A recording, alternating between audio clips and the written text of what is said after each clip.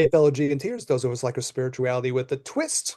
So we are in the middle of one of our little series that we like to do on Gin and Tantra, and we're doing it this particular episode on a thing called collective effervescence. And who doesn't want more collective effervescence in their life? It's part of like sociology, and we're looking at this famous sociologist Emil Durkheim and talking about his particular ideas around. We're applying it to like cult psychology. So it's part of our way of trying to understand the world and understand like what we felt has happened in the world. So this particular episode is going to focus on using the tools that we think are inspiring to help us figure out the world around us. And in this particular episode, it's going to be talking about kind of religiosity Yeah. and how religiosity affects people. So anyway, so that's what we're up to. If you want to help out the pod, and contribute to our collective effervescence, you can like give a like, give a little subscribe to us, do all the things that people ask you to do because it helps us out, get the message out to more folks. Labor of love for us, and we're trying to get hopefully useful psychological tools, spiritual tools out to people. So, all right, so that's what we got on the docket. You and I talked a little bit before, Daniel, and we're going to get maybe slightly bit meta about this before we totally dive in, Sure. just to give context for this. So, what really struck me about it, I was thinking that about this during the week. We had It's one of those phone calls that you'll probably remember weirdly enough for like the rest of your life almost. Mm, Talking, and we were looking at the world around us. This is how we really got to this place of doing even this series on like cult psychology. We were looking at the world around us and we were thinking, well, what's our way of talking about this? Because of all the chaos in the world, in the United States, of course, we have the political situation is just completely off the rails, right? But even in other ways, there's all of this chaos, right? And we really came up with this answer of really talking about through this concept of like, well, it's cults, right? And maybe that's a tool we could use as a way of kind of contributing to our way of understanding the world and sharing this with others or something. And it's just one of those real powerful conversations. I was just thinking about it. I think I was in the car when we started it, and I was like walking up to my place. And by the time I got like, to the door, I like stayed on the patio. Like you have those conversations, you're like, oh, this shit ain't done yet. This yeah. isn't done. Really talking it through. And I'll probably remember it. You ask me 20 years from now, I'll probably still remember that. Yeah. It's trying to boil stuff down and eventually say cult. Anyways, I don't know what your impression about that was, Yeah. I but mean, that was the conversation was how do we, as people, as teachers of, Chinese medicine, but then as doing this podcast, how do we present our view of what's happening currently? Like, what's happening? Why is it happening? How has it come to this point from a sort of meta perspective, right? So something that takes into account not only people's political leanings, but they're also their social leanings, human psychological tendencies, people generally who are bereft of like, I could say divine inquiry, if that makes sense. I don't want to speak in such like fancy fashion, but but people who are not necessarily looking for their own sense of spirituality, but finding it in the form of an organized religion, which there's nothing necessarily wrong with an organized religion. However, I think on some level, it can have the tendency to disempower people to ask questions of their own internal dialogue. In that way, you're almost taught to kind of distrust that kind of thing. And even in the East Asian philosophies, you are sort of taught to like look past some of the general chitter chatter of your mind and get to the deeper places. So I don't necessarily inherently disagree with that, but I do like the drive to push people more deeply inside. And as a consequence of this, we wanted to find ways that we can describe what's going on from our observations from a deep kind of place on the inside. And I said, well, what do we do as a podcast? We talk about East Asian philosophy, a little bit of Chinese medicine, shamanism and plant medicine, and psychology. This is Mhm. kind of like these are our threads that we run through. And this to me seemed like psychology looked like it was probably the best way to do this. And what is a different way of describing groupthink or social psychology? One that probably has more a nefarious tone, and that's a cult, right? Yeah. And that was how that conversation arose, and I think it's right. I think we could look at saying, of course, I think it's right because we came up with it, but like, I still feel as passionately about this today as I did a few months ago when we first started talking about it, because it is sort of the only way that I can see that people would be unwilling to criticize, and we've talked about this in previous episodes, unwilling to criticize their own. It's like bending in pretzels to make themselves find rationality or find moral reason to agree with something that could seem pretty reprehensible from just an overt, viewpoint. And then at the slightest opportunity of even a tad bit of criticism from same side to same side, it's like we give them the keys to the city. They're like, oh my God, they criticized their own. They said they didn't agree on this one tiny little point. Oh, there's such an enlightened person. And it's disingenuous on from a logical perspective when you're arguing with people about certain points. But then from a larger, more spiritual perspective, you look at it and you're like, that's not normal. That's not a way in which you can go about the world. Like, we should be critical of everything. And I just find it to be far more cult-like to not be critical of almost anything so long as it comes from your own dear leader. And that to me is an extremely toxic trait, one that is found on a mass scale, and that seems to fit the description of a cult in my mind. Yeah, it's kind of, I think like that word or that phrase, like it's not normal. Like this shit ain't normal that's going on. And No, you can, I'm totally fine with expanding that across different parts of the political perspective, spectrum. That's fine. totally. There's something like not normal happening. Like it is Mm, not, there's something off. And mm-hmm. I'm okay with that too. And I think on a personal level, it was helpful for me to go like, well, what is this? Is there like a skeleton key or something that can crack this open for me? And it was Mm-hmm. this. There's something cult-like happening, and it's like Mm-hmm. expanded out in this wild way. Psychospirituality wise, I was talking with someone today about it, and maybe it came up in a couple of episodes here and there, but there's a Buddhist tantric teaching called the Kala Chakra, the Wheel of Time. And I happened to get that one from the Dalai Lama. And one of the points that's made in, this particular tantric teaching is that people, to use the phrase, tend like we're smart. Human beings are smart, relatively speaking, Mm-hmm. in the whole Buddhist range of you could be anything almost, right? That's Buddhist philosophy. You can buy it or not buy it, but that's the idea.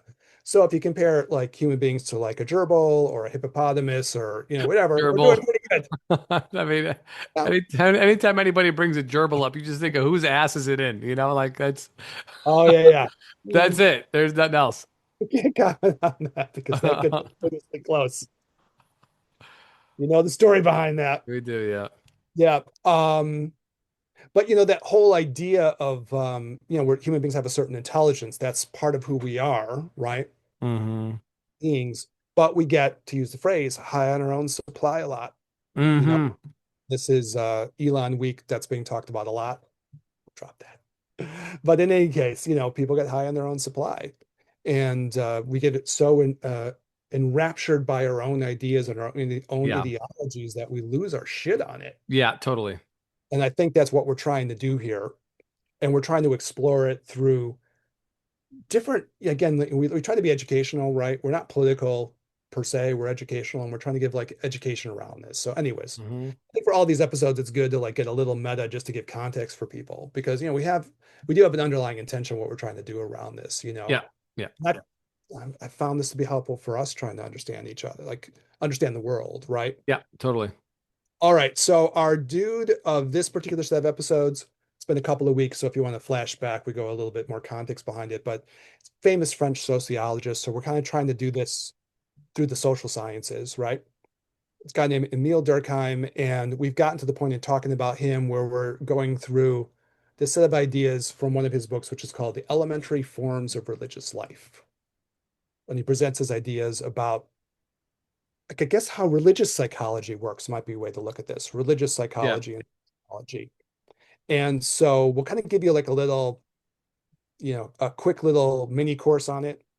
And, we'll figure out how we're going to apply it maybe to the present day. And then what maybe we can do with it in terms of like our own psychospiritual understanding of stuff. So, first thing around this to kind of give a feeling for what he's trying to do was he acknowledges the social function of religiosity, right? That it functions in this social way and it creates kind of an order and a glue within people to hold them together, right? Mm-hmm. Mm-hmm. Is that all bad? No, I can't, we can't say it's all bad for sure, No, right? no. But there's always, of course, the danger within that we've been talking about that if that order and glue goes toxic, then you have a toxic group and they're being bound together by sticky toxic glue. Well, okay, so Mm-hmm. that's part of the idea. And of course, for him as a thinker, he's really always thinking about like what holds groups together. So we got to this part of the conversation in cult psychology, thinking about this thing called social cohesion, social solidarity, right? So you got these religious aspects of people. I think we both would be okay saying, and this is a big conversation now, kind of like the psychology of human beings that just drawn to religion on some level, right?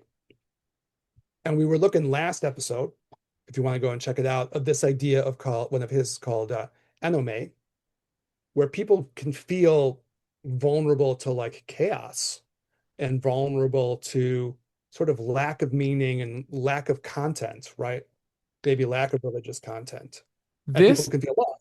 And this fills in the gaps, kind of. I'm sorry, this go ahead. fills in the gaps, but you know what else fills in the gaps when you know that you bring it up, and I don't know why I didn't think about it last time. This is conspiracy. I think that's true. I mean, conspiracy in and of itself is a sort of a religion, Yeah. right? Now, We we brought up Q a little bit last we episode. His did. work, You're right. Oh, yeah, I thought we did. And you it's know, weird. maybe there's not. I mean, not every religion well, first of all, not every religion is monotheistic, so there's not always a central organizing figure as we're probably more used to in the West, or we'll just say maybe with the Abrahamic religions. Um, but there is kind of like a unifying theory of everything, whether that's multiple gods or the deep state or, you know, whatever you want to call it.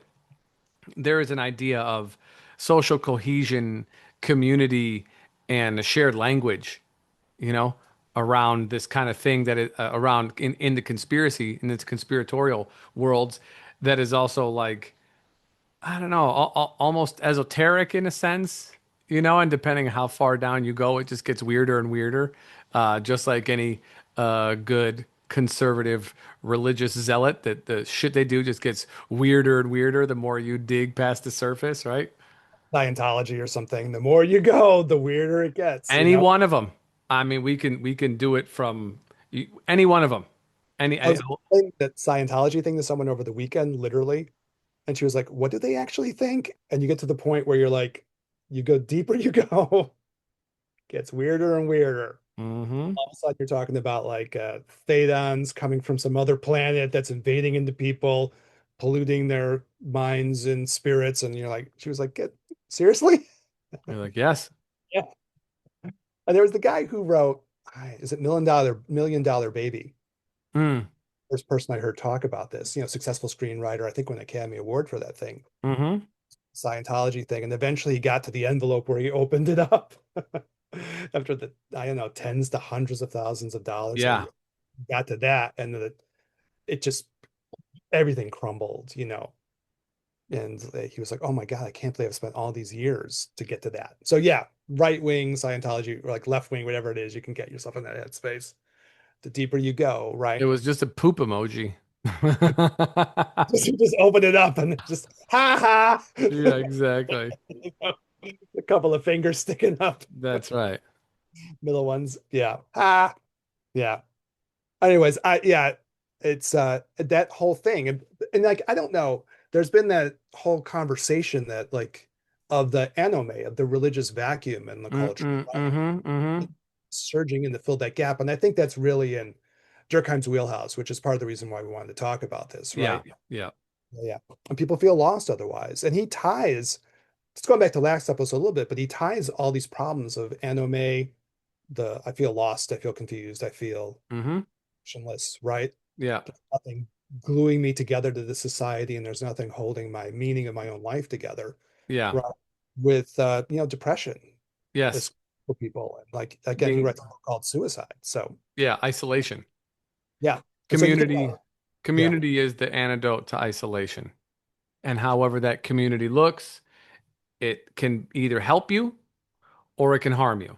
You won't be isolated with the community, but you're essentially getting on a train, and if you're not conscious of where that train is going, you might not want to be headed to that destination, you know?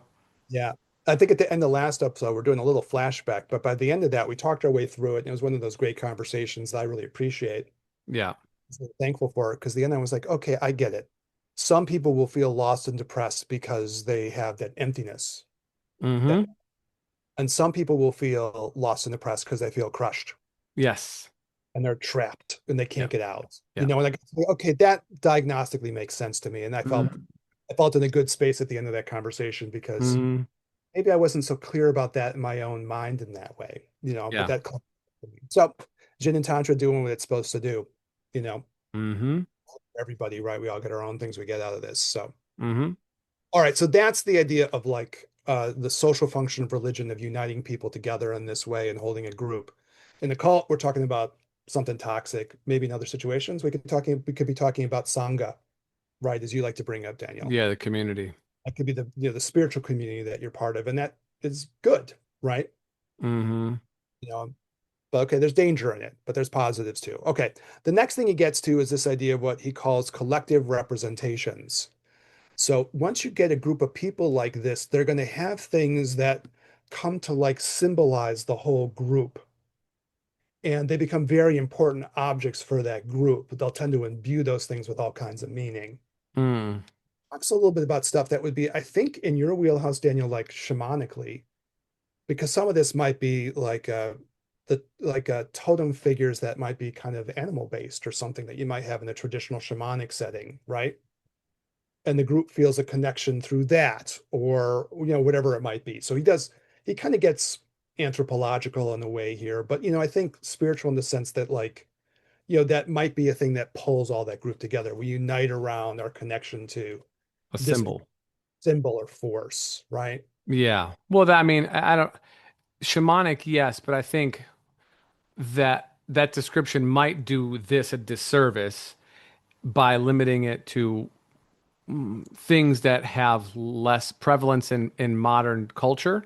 I, And, I get it. Mhm, so like you could think of a cross, right? You could think of a six-pointed star. mhm. You could think of a swastika. And then, for those who are not paying attention, there's swastikas everywhere, right? So look at the symbol for Chase Bank. There's a swastika in there. Is there really? I Yes, there didn't. is. Oh yeah. Mhm. And so these are some simple, and then you think about like advertising, a Nike swoosh, the UA for Under Armour, I don't know, some other whatever ones, North Yeah. Face, like, there's always Gin and Tantra podcast swag, right? Like all the other kind of things. But then you compare that to something like Islam, there is no symbol associated. There is one, but it's that came later. The original there was no original symbol associated with Islam because they intentionally didn't want to objectify or symbolize something that was beyond symbology. Just like in Kabbalah, right, where they describe God as the endless one or as the endless.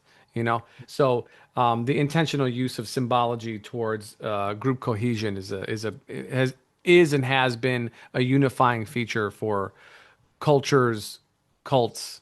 I mean, cultures in culture I think, linguistically.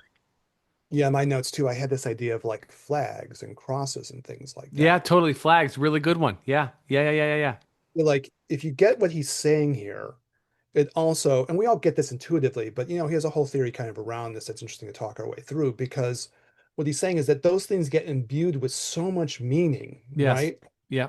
If you don't really understand that, sometimes you can't understand human action. But if you understand that, then you can Mm. really like why people, especially when you get to like, I don't want to say it's all culty because it really isn't, but when you get to like a certain group where this is really powerful, it sets people off, Oh right? yeah. We're Yeah. getting so deep, and Durkheim's trying to get to that point. I was reminded of like two things around this. One was, the NFL had the whole flag thing, right? So if you're not familiar with this whole aspect of NFL, National Football League history, there was a point where, as a point of protest, there were players that like wouldn't stand up and salute the flag. They weren't going to do it, right? Hmm. It's a way of commenting about, problematic aspects of American history, right? Racist aspects. And, so the players were just not doing it. And on the one hand, you think, well, you know, for a lot of us, for me, that would be a small gesture. That doesn't resonate with me. That doesn't mean that much, right? But if that's a totem for you, right? If that flag is functioning as a totem, well, then freaks people shit out, right? Oh yeah. That's what Durkheim is getting at. Like it incites in this like particular way because of how much that means to that group. Yeah. It's Yeah. so much psychological energy, Yeah, right? totally. Yeah. Or like way back in the day, and I don't think this is great art at all, but there was an artist who made this picture called like Piss Christ. And what he had done was he had taken, a cross, Jesus on the cross, and he had put it in some urine and he had taken a photo of it. Do I think that's great art? I really don't, to be honest. I'm not touchy about art. I'm not touchy about that symbol, but I could look at that and say that's just crappy art. I didn't think that was that Right, yeah, profound. not exactly. Fine. Yeah, It's it's not like Michelangelo. finding like shapes in poop, you're like, "Oh wow, great." Yeah, and I don't. I mean, there might be people who can find something in that. Certainly, it's provocative if you like that kind of thing. But I was like, okay, whatevs. I saw You Elvis in my toast. know, I went to the Andy Warhol exhibit, that artist, right? And they Hmm. were doing shit where they would just pee on like pieces of metal and whatever the fucking thing came out, that was the art. I'm not impressed with that. Personal. So I'm like, okay, whatever, bro. But I mean, when you get to like how deep that is for people, that was like an inciting thing.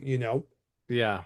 And you're trying to purposely provoke people. But I mean, what Durkheim is getting to is this idea like once you imbue something like that with that kind of power, you know, um, people are going to lose it, right? Hmm. So, Hmm. all right. So, anyways, you get these collective representations. Now, the other part about this, which takes us a little bit the way we like to go philosophical, is he kind of gets deeper into this in a way because he says eventually in all of these collective groups, what you'll start to get is like just a shared way of looking at the world, right? That goes beyond even the flags and the symbols and so on. It gets to how that group starts to think about all kinds of things, even like very fundamental things like time and space and cause and effect and how you think about nature. And he basically at this point starts to say those are like social understandings on some level, right? We think of So them as objective, but actually they're kind of created by whoever that group thinks about them. so would you say that this, or from your understanding, would you say that this would be something along the lines of like evolution versus creationism? I think that's an example that would like get to part of what he'd be talking about. And that's a Mm, completely different way of thinking about time and what time means. Okay. So Yeah, this it's kind not of my head. like Let's get into it. group cohesion also goes into their cognition, and that cohesion around a symbol unifies a people around something that they can be they're quickly identified as.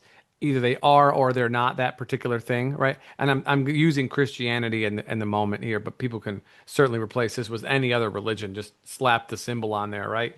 Um, and so you're identified, cohesed around a symbol, and then you get cohesion around ideology. And that ideology is not just about the nature of God, but you move it into the more differentiated aspects of reality. So time and how the world came to develop and so on and so forth. It starts to grow beyond just philosophical talks. Yeah, I'm like, to give a different example, I buy the one you're talking about. The one that hit me because I've been doing research for our little podcast here, Yeah.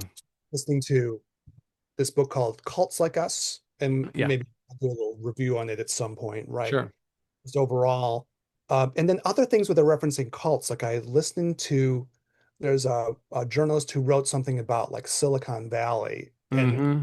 really interesting because this word cult is popping up everywhere now. I mean, like we're doing our podcasts on it, but like it's out Oh yeah, in the we're in the world wave, baby. We're in it. in that thing because Yeah. you go, people are trying to understand this and that word cult Yeah. is coming all the time. And they were kind of talking about the Silicon Valley cult around this too. Hmm. But there's this idea of like the central myth of like Western culture, Christian culture, whether this applies to like other aspects of, I think anything that's messianic, right, has Hmm. this where you think of time a certain way. History's unfolding and it's heading towards some endpoint. Yeah. It's apocalyptic. Yeah. And that's a way of thinking about time and thinking about reality. People are arguing about this, but I think it's persuasive, right? That so permeates the culture that even when you get out of that religious, or obvious religious settings, right? Hmm. Hmm. Hmm. Judaism and so on, the big three and all that, you get this everywhere. And it's just a certain way of thinking about very fundamental aspects of like what's reality, what's time, what's space. And there's just a drive towards apocalypse somehow. Mm. The journalist who's, I'm forgetting her name now, and I'll bring her up some other time and give her credit for this, right? But she's writing about the way AI looks in this tech bro sphere. And I talked with some people I know who are kind of tech bro type folks, and they're like, oh yeah, it's culty. So it's, not just her opinion. I was like, a lot of people are talking about this, and I asked people personally who are in that AI world. So their idea is they're trying to do something that's has this end game, which is almost like quasi-apocalyptic. And some of the folks in that subculture are like, no, we're making this AI, and it's kind of like we're making a devil, and that devil may destroy everything. And we're doing it anyways. We're kind of compelled to do it. But it's the dark apocalypse, right? Mm. And then for other people within that subculture, there's almost a religiosity in the sense that they feel like they're making like an uber intelligence that's almost like a divinity. And Hmm. they're going to create that through the AI. And it might be apocalyptic in the sense that it'll leave a lot in its wake, but ultimately it's more utopian or something, you know? But if you put it in the context of what we're talking about here, that's a very particular way of thinking about the flow of time. It's very directional. It has an Hmm. end goal. There's going to be a big explosion at the end, or something's going to happen at the end of it, And when we get more into our Asian world, a lot of time is like cyclic. It doesn't end necessarily in that way, right? So it's like a fundamentally maybe different way of thinking about like very fundamental things, like how does reality unfold? What does time mean? And very core things that are even beyond like the symbols, like aspects that are so deep they're kind of embedded there, and they're all over the place, right? Even in people who wouldn't identify themselves as being religious in any like typical big three Hmm. way. Does that make sense what I'm saying? Oh, that makes perfect sense. I think that was worth the price of entry right there. I mean, it's like wild to listen to it, and it was like she's using that word cult. It's like, yeah, it's like a cult. The trippy thing was for me, like, was like some people think they're making the devil. Right, yeah. Some people think they're making God, you know, and there's an ambiguity around that, But that was, you see the problem, right? yes. It's dual. Oh, it is dual. Yeah. If you want to get, yeah, non-dualistic about it, right? That's the problem. And Intellect. that God is neither good nor bad. They're not, it's non-conceptual. I mean, we talked about this before we started recording. Yeah. People love their logic and they love their rationality, which is fine, and there's place for that for sure. But then you don't always have to be in a place of total logic or rationality. There are deeper truths that are non-conceptual that have to be experienced and understood through assimilation, essentially. However you want to assimilate to them, that's everyone's going to have a different way of doing that. But you can't just attach a label to something and then believe that you instantaneously understand 100% or 51%, which is enough for you to fill the gap in, because you don't understand it. You've just heard a little piece of it, and you're going to make a snap judgment on either good or bad, right? For me or against me, in group or out group. And so even when we're talking about like AI, which is, we definitely have the wrong administration right now to be in charge of this growth, right?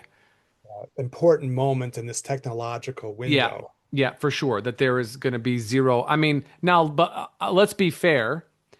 there has not been an administration on either side of the aisle that really had a grasp. I mean, Obama was the youngest president over the last however many presidents. So he kind of understood. And again, they're not doing a whole lot, but at least he understood. I think these, either one, they're too old. They're too past, to understand what's happening at this particular time because the technology is so emergent that like it almost has to be deified or will reified in a sense on its importance at this particular time because people don't understand how it's going to work. Like right now it's writing your papers and making weird videos and pictures. So it's kind of like a fun little tool.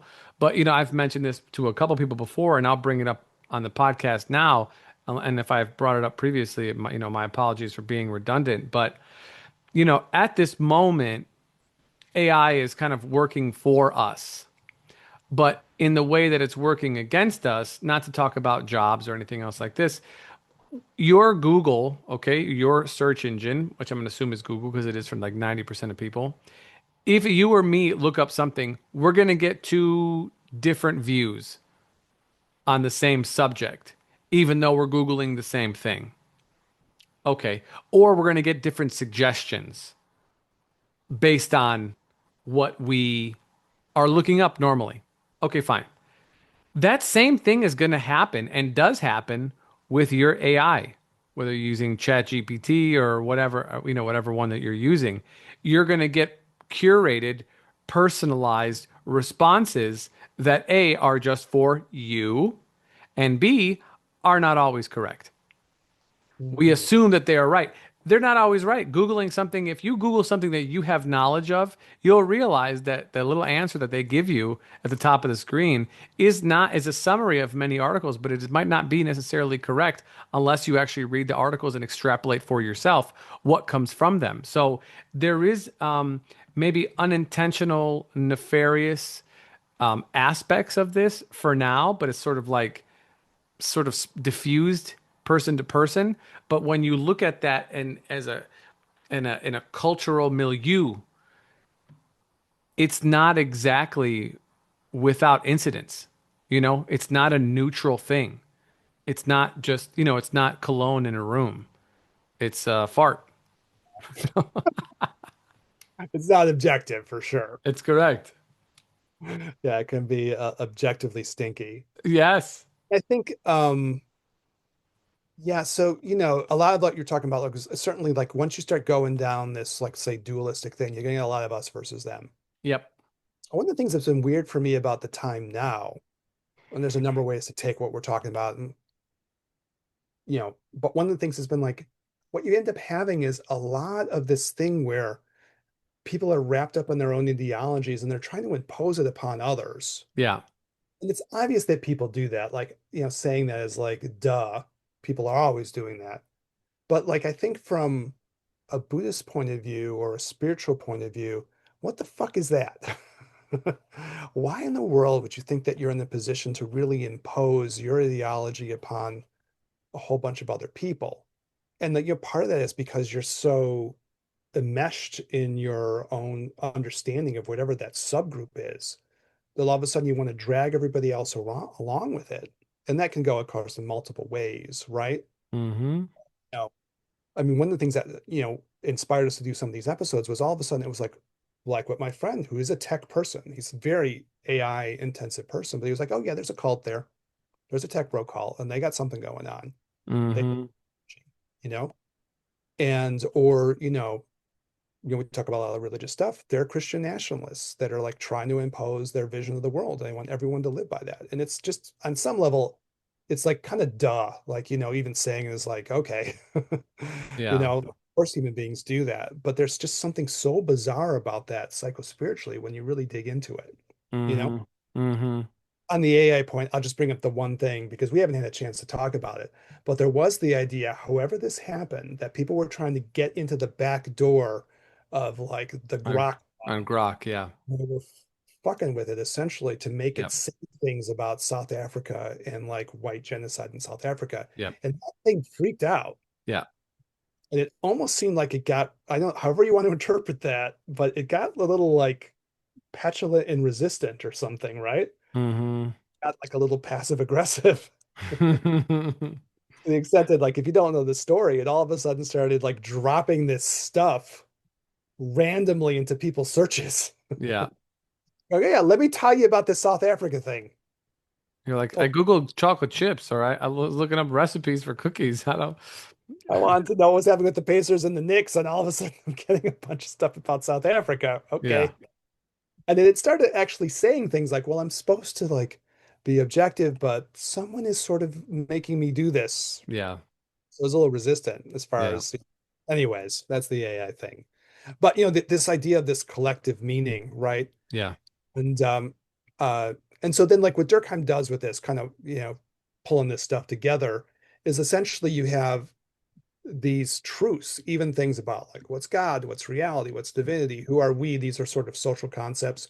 We're big on that subject matter, right? Because it's so core to spirituality, especially like Tantra and Taoism and Zen and the kind of things we're into, because you're always challenging those ideas, right? Hmm. But it's the way that you make the collective meaning that unites people together for good or for ill. And they're very deep things. They're philosophic and you might say epistemological, if you like fancy words, meaning Oh, like I love fancy words. how do you understand reality, right? Yeah. Yeah. So, and then he gets to the point, and I'll pull this section together, and I'll be curious what you think about all this, Daniel, the more Yeah. you want to think about it. But he says, at a certain point, if you don't have those things, then you really don't have meaning. So this is a way of like a group giving people meaning. We're going to give you Yeah. meaning, right? And the meaning is so important that without that, you really can't even like act in the world. In some ways, your actions won't have context and meaning, and it's sort of paralyzing not to have that. So you need Mm. it to, or even give something meaning at all so you can function and act, and without that, you're I think he's saying without that, you end up with that anomy thing again. But no matter what, it's so strong that it starts to permeate everything you're doing or something, right? And then it's the Hmm. thing that gives all the context for better or for worse. Hmm. One of my favorite sociology people back in the day was Peter Berger. And I realized it set me up for Buddhist philosophy, kind of, in Zen and things like that, Tantra, because his book is called like The Social Construction of Reality, you know, and, unless you had that happening, it's the group that provides the meaning, the group provides the context, the action, and all that. I know you get more on that, or you feel like that's good. That's good.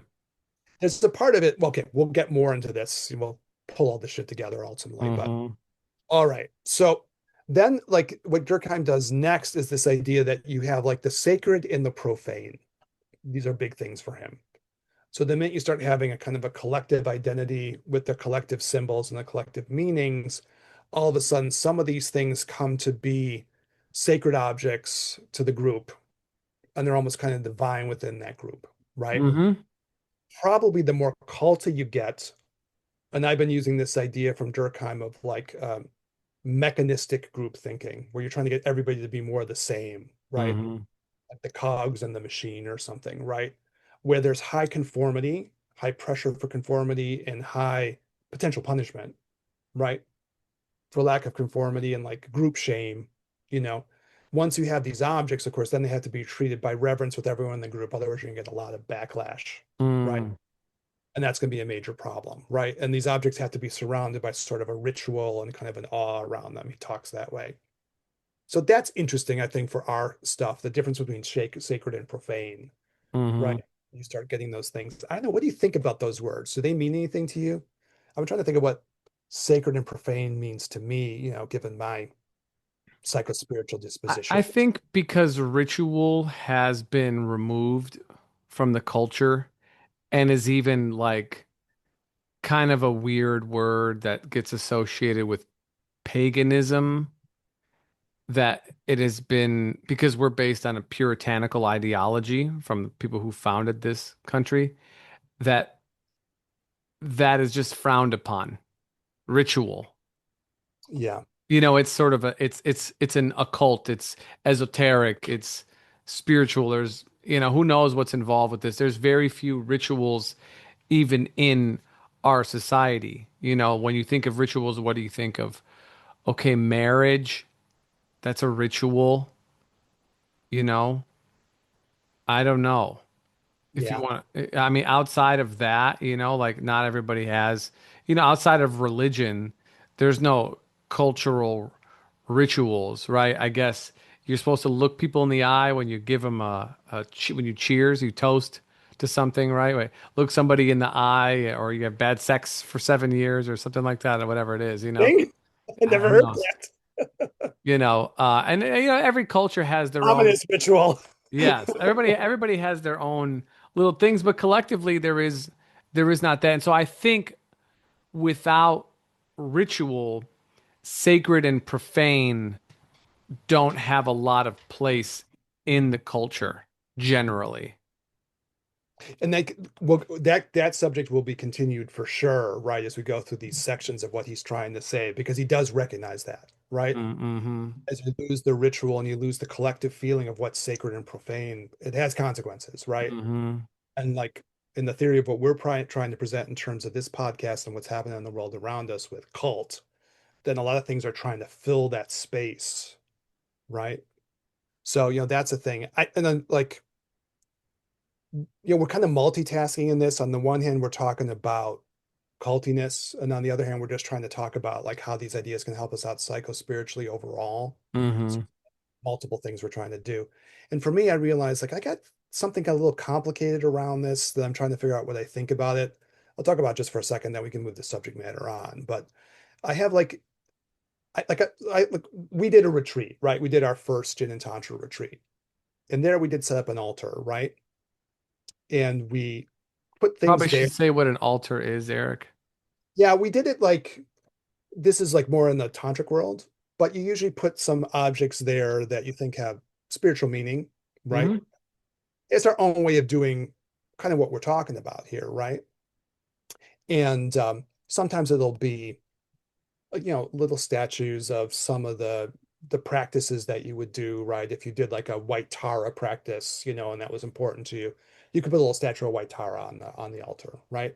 Mm-hmm. And then symbolically, you can put little offerings if you want to, right? You don't have to, but you could, You right? can, yeah. Candle, Yeah. incense, things that Little, have yeah. spiritual significance depending on your background. Could be feathers or, animal bones. Just, it all depends on whatever you're doing. Yeah. So it can be, stuff like that. And that has that sacred profane quality to it, right? We're going to Yeah. set up a space here, right? Yeah. And I brought some of there's like the Tanka paintings in like a Buddhist Tantra where you have the paintings of, some of the important, they're kind of like in that weird space. They're kind of like divine energies. They're also like things that you meditate on as tools, right? It's interesting, big subject matter, but, so I brought one of my favorite Tankas and it was sort of hanging in there. It's pretty, bright red Tanka, gave a little life to the room, right? And then you do get the feeling, and I've had this where, if you meditate around things a lot, you sort of almost empower them in a way, right? With a certain amount of energy just from your spiritual practice. Like you can talk that way in Asian culture, right? Mm-hmm. And it's kind of all over the place. So there's a kind of a sacred profane thing there. But there's a part of me that's a little suspicious of those things too if they get taken too far. Sure. I was trying to like figure out like where does that come from? And it's a little bit what you were talking about earlier. You can't imbue those things too much because you can lose the forest for the trees, right? Mm-hmm. Start putting those objects above the Tao or Allah or something, right? You can't Mm. lose sight of that, right? And then also in the Zen world, there's a little part where you purposely sort of have to make sure that you don't overemphasize the difference between the sacred and profane because Yeah, ultimately you want everything to be sacred. correct. And so if you start dividing it too much, you sort of lose that higher truth. It's So I just similar. throw it out for people to think about because it's kind of interesting. It's not a cult thing, but it's just interesting to think about. Yeah, well, and I mean, and I think if we're going to move it into a contemporary context, you can look at the flag, right? Especially here in the United States. It's it's a point of contention that different people will use it for different purposes, but some people will use it and they'll burn it, right? As a means to display discontent with the direction of the country on a, symbolic basis. And some people are super like pissed about this. But what's funny is that like the flag itself represents freedom to burn that flag. This is the ironic part. So, like, if you're listening to this and it bothers you that that happens, you'd be happy that you're here, that that could be done because there is something that somebody else is doing that another person would find not just offensive, but they'll say, "Oh, that's desecrating. That's defiling what I view to be sacred." But the nice part about having a place that you can do that is that you can do that, you know. And so viewing things for as they are, right? So two pieces of wood nailed together to form a T can be a T, and for someone else, oh, that's a holy symbol now, you know. But we give it meaning. It has meaning because we imbue meaning upon it, and depending on what we want to imbue our meaning on, it will have essentially a life of its own because we give it that life, you know. Yeah, yeah, yeah. And I have to acknowledge, like, you don't always bring it up, but you were in the service, right? You were in Yeah. the military, and like, you do have that understanding that as someone who served, part of what I served for, we've talked about this, is like it's about freedoms, right? Yeah. So like for you to have the freedom to even, burn the thing that's a symbol of this, because the freedom thing is the bigger question, right? Mm-hmm. The service of freedom. But like I guess what Durkheim is getting to, if you imbue a symbol with so much meaning and it becomes so core, Yeah. shit out. And that's dangerous, right? Yeah. Art's not healthy. Well, they Yeah. become identified with it, and it's a piece of them. So harming that thing is essentially harming them. Yeah, yeah, yeah. And harming the group, if you have a very strong group cohesion, Mm-hmm. like you're not supporting our group, okay, Mm-hmm. back against the whole group now because you've made that so you've imbued that with so much power over you, right? And so much power over the group, right?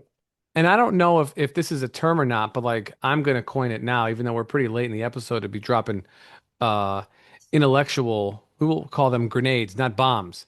Um, but asymmetrical groups. And what I mean by this is that you can now be aligned with people ideologically that are outside of your family and view them as closer to you than perhaps your own kin, right? So just think about, we'll just use like a political divide that some people might be more right leaning or left leaning or whatever within their own family and will extricate themselves from their own family members who they've known the bulk of their life because of their political differences. And so now your group the shape of it has changed to people who you might not even necessarily know well, but you believe to be closer to you in mind and heart because you share this viewpoint or these viewpoints that you believe to be parallel with you or even united with you and this other person who is not your family member. So in my mind, that is kind of like an asymmetrical approach to forming new groups. I mean, it's interesting because that's like, I mean, we're doing the spirituality thing mixed with all the other stuff we're doing. And like, that's part of spirituality, like historically, right? Hmm. The Buddha left his family, right? Jesus leaves his family, if you want to go that route too, right? So it happens a lot. It is a theme. And then you reconnect with a new family, right? Mm. Outside of the kinship bonds. We've done episodes where this has kind of come up, but it's kind of finding its way back in kind of an interesting way. Yeah. Yeah. That fascinates me too about what you were saying was, and I don't know I mean, I think the Durkheim thing does explain it. You imbue something with so much sacredness and you make it so symbolic that it's like an attack on your own person, Hmm. right? But there always is that irony. The point that you made, people talk about that in America, and yet at the same time, like if you do something to the flag, it's like an attack on the country. The NFL thing was bizarre. I thought about that. People were so mad about that, right? And it was because there was a disrespect of the symbol but the irony, of course, is what you're bringing up. It's supposed to be a symbol of something beyond. So maybe that's something we have to think about too, right? Hmm. So we have to like not get so bunched up with our symbols that we lose the bigger things that those things are supposed to symbolize, like freedom. Well, we can even go It one level is, more right? meta. And Mhm. the problem is identification. Yeah, I think that's true. I This get it. is, we'll go max meta, right? And so it's like identification. Well, what is identification? Identification is the objectifying of a thing that is not an object. Well, what could that mean? Everything.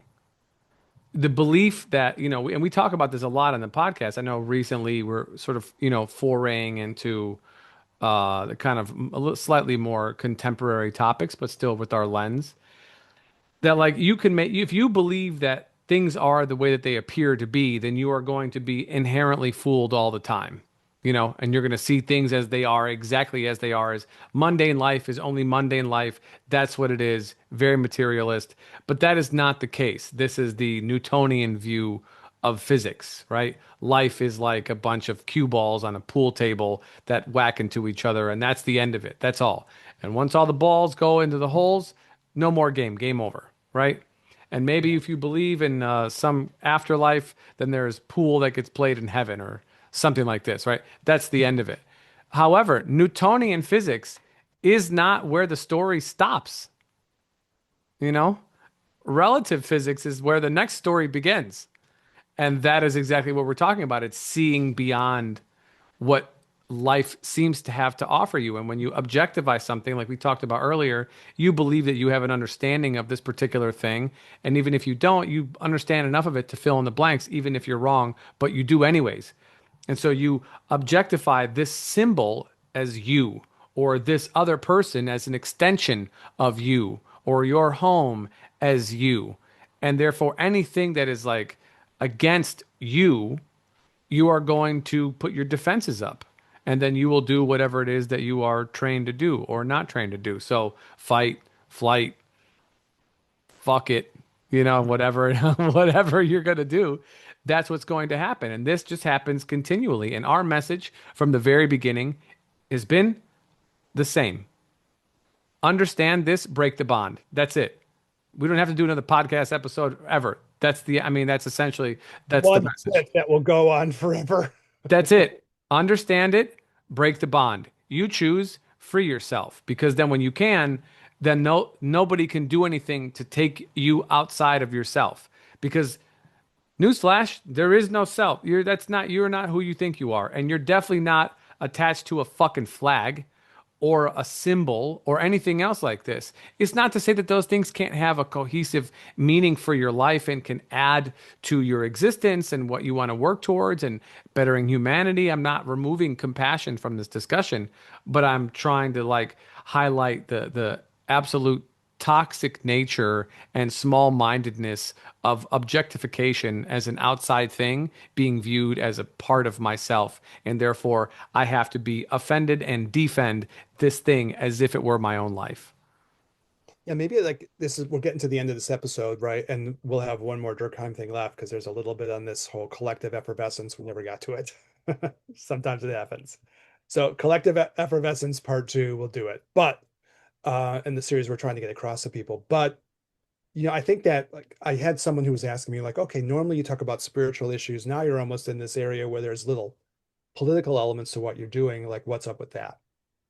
And I was like, until like if you get to like the deeper idea of spirituality, that ultimately you want everyone to get to like the enlightened state, right? We'll go deep, right? You want everyone to have freedom. You want everyone to be spiritually fulfilled, psychologically fulfilled, and so on, right? Part of it has to get to the point where we stop trying to like dominate and control one another, Hmm.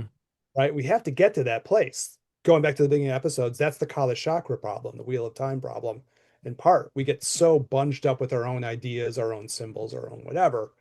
And then the next thing you know, you're at war with everyone else and you're trying to impose your ideology on everyone else, right? And at some point, you have to be able to transcend that. Otherwise, you can't end human suffering, right? Here, now we're getting to the deepest part. 5 minutes left. Okay, whatever. But until you can get to that point, and this is my what I was trying to explain to this person. What does this have to do with everything? Well, until you can get to this point where you start to crack this, Mm. well, then you can't free yourself really. And then it's always going to be a problem in terms of human suffering, because inevitably you'll have my ideology, my set of ideas clashing with yours. I'm going to try to impose it upon you, right? and crush you underneath it. And like that has to get broken some way or another, folks. Somehow we have to get the fuck out of that, right? As a Hmm. point of transcendence, it has to happen. Otherwise, this shit's always going to be fucked up, right? Yeah. So no matter what perspective you might be coming from on the political spectrum or where you're coming from at ideologically, the minute you're in that, then everything is going to go down the shit tubes. Right? Hmm. And like somehow we have to be able to break out of that. And maybe that's the point of something like the Yeah. Kala level. I haven't Yep. mentioned it in a while, but I got a thing across the hall called the shower curtain of wisdom, Mm. where we have all these great quotes from these different people. And then I can't remember the details. It's from one of the shamanic figures, and he's kind of going like part of the experience of the medicine in your wheelhouse, right? Ayahuasca and the medicines is to like make you transcend. Hmm. You start realizing what you were saying earlier, Daniel, that the world I see around me isn't as it appears, and I have to get that broken somehow, right? So I can transcend. And then, in a certain sense, we're doing the Durkheim deal to kind of present a view on a way to think about this. Hmm. But the additional project has to be like, okay, this is how it is. All of us have to somehow transcend this.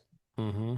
Gotta get beyond this, otherwise it's always going to be this clashing. And that was my answer to the person about like, why are we doing this? We're trying to get to the point of making these kinds of points ultimately. An educational part to give a view on it, with also the idea like at some point you have to get to transcendence of it. Hmm. Does that Hmm. make sense? I mean, that's what we're doing. Yeah. So No, that's exactly what we're doing. trying to Yeah. do. That's Yeah. right. And if you've made it to this part of the episode, your attention span is in the top 5% of the entirety of humanity. Forget just the world now. And as time goes on, you will probably be in the top 1% because people's attention spans are only going one way, shorter and shorter. And there was a song in the 90s that was sort of a dance hit that said, I don't want no short man. If you remember that song way back when it was, don't want no short man. Anyways, um, attention span now is what that is. So Yeah. thank you for watching and for tuning in and for rocking with us. If you've been with us for a minute, welcome back. Thank you if you're new to the episodes. Thanks for tuning in. Definitely hit that subscribe button. It helps us. Hits the algorithm and gets us out to more people. Obviously, we are self-funded, and we don't do any ads or anything else like this, and we'll keep it that way. But it's encouraging for us to get feedback from people. So please leave a comment in the YouTube section, comment section, or send us an email at ginandtantra@gmail.com if you like what we're doing or you hate what we're doing or whatever.